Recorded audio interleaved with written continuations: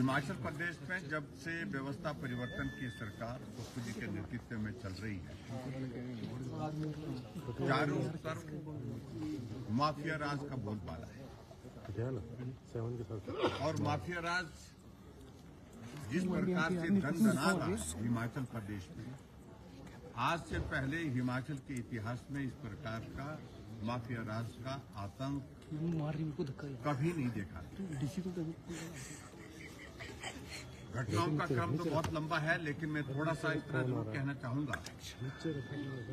विशेष तौर से सरकार की प्राथमिकता ही नहीं आज की तारीख में कि माफिया पर नकेल कसी जाए। कारण कि बहुत सारे लोग ऐसे हैं जो माफिया होने के साथ साथ सरकार का हिस्सा बने,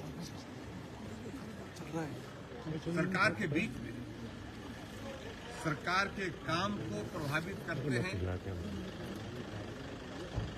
ऐसी स्थिति के कारण जो है हिमाचल प्रदेश में आप देख रहे हैं कि एक कोने से दूसरे कोने,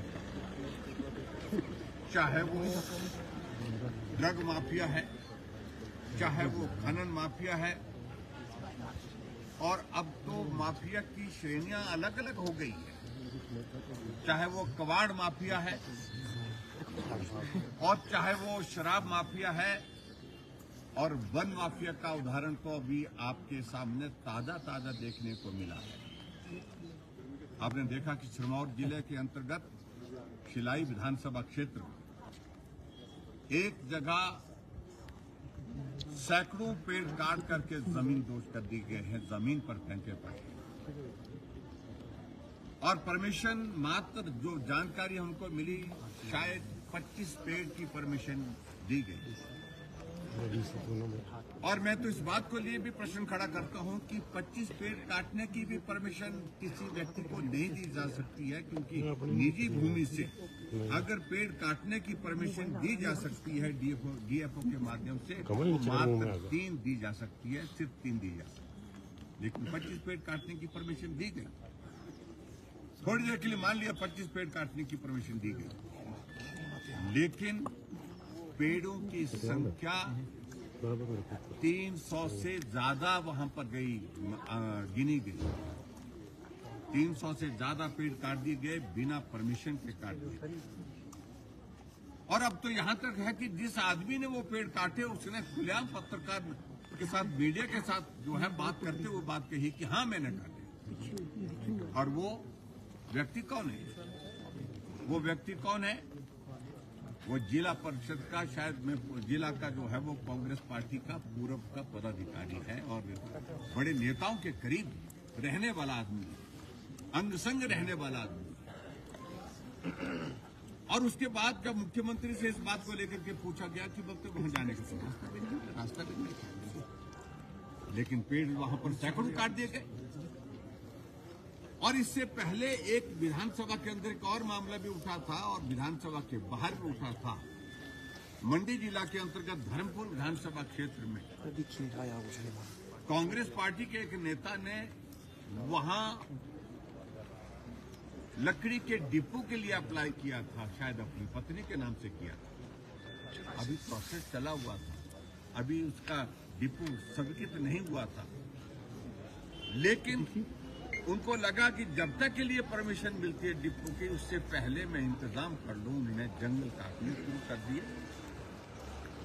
हजारों ट्रक जो है वो लकड़ी के वहां काट करके एक जगह रख दिए गए, और एक जगह रखने के बाद और उसके बाद वहां पर उन सारी चीजों को लेकर के जब लोगों को मालूम पड़ा कि ये लकड़ी किसकी है, किसने काटी है और क्यों काटी है, कैसे काटी है, तो शोर पड़ा।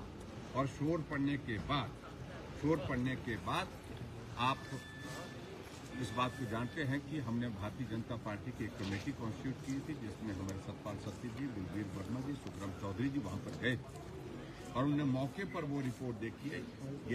ये वो रिपोर्ट है। उस रिपोर्ट के जो है वो आधार पर आप अंदाजा लगाए कि कितना वॉल्यूम लकड़ियों का है। सारा अवैध तरीके से काटा, कोई परमिशन नहीं। क्योंकि एक बड़े नेता को लग रहा था कि परमिशन हमको इसका डिपो मिलने वाला है और डिपो मिलने के बाद हम इन लकड़ियों को फिर बेचेंगे। ये देखिए,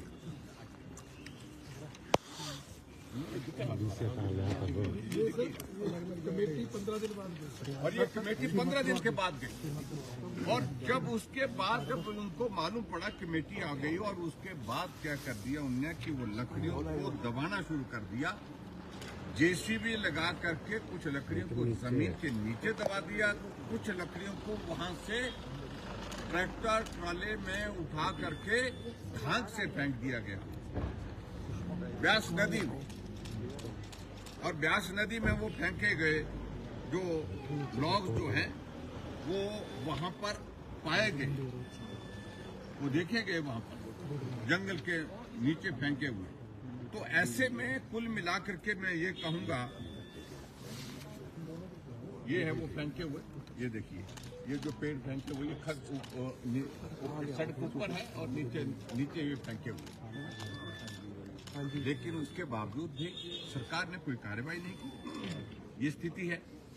ये दो घटनाएं नहीं हैं इस प्रकार की, हिमाचल प्रदेश में दर्जनों घटनाएं अभी तक हो गई हैं। जंगल काटे जा रहे हैं और बेचे जा रहे हैं, और सरकार की ओर से उनको खुली छूट मिली हुई है। ये बहुत दुर्भाग्यपूर्ण परिस्थिति है। और इसी के साथ साथ में आप इस बात को भी जानते हैं कि खनन माफिया में तो आप इसके बारे में हमको ज्यादा कहने की आवश्यकता नहीं। ऊना में बर्थडे पार्टी होती है, अल्टीमेटली मामला क्या था, खनन माफी से जुड़ा हुआ था, गोली मार दी गई, एक नौजवान को वही मार दिया गया, दो नौजवानों को तलवारों से काट करके वो जिंदगी और मौत के बीच में कई महीनों से हॉस्पिटल में ट्रीटमेंट में। ऐसी घटनाओं का दर्द लगातार चलता है।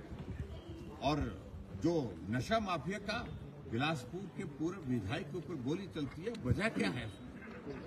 आज तक मुख्यमंत्री को अपने 20 बार पूछा कि आप बताओ सही कि कारण क्या, अभी किस कारण से वहां पर गोली चली। अगर उसके इतिहास में जाएंगे तो इतिहास में एक ही चीज निकलती है, कभी वो लोग इकट्ठा होकर के काम करते थे, अब अलग अलग हो गए, धंधा अलग हो गया, और उसके बाद दो हिस्से में जब सारा वहाँ पर धंधा हो गया, उसमें आपस में लड़ने के बाद गोली चली। ये कुल मिलाकर के इन सारी स्थितियों के प्रति जो है वो सरकार का ध्यान नहीं है। ये सरकार का, हमारा कहना है, सरकार का पूरा संरक्षण है इन सारी चीजों के लिए। इससे बड़े उदाहरण हम कितना दिखाएंगे आपको, अब आप अंदाजा लगाएंगे। ये सारा आप देख रहे हैं, तमाशा है कुल मिलाकर के, और सरकार का संरक्षण है, हमारा आरोप है। और इसलिए आज भारतीय जनता पार्टी के विधायक दल ने तय किया कि इस मुद्दे पर हम सदन में जाने से पहले अपनी बात आप सबके माध्यम से प्रदेश की जनता से सुन सकते हैं। उठाया जाएगा ये मामला। Thank you.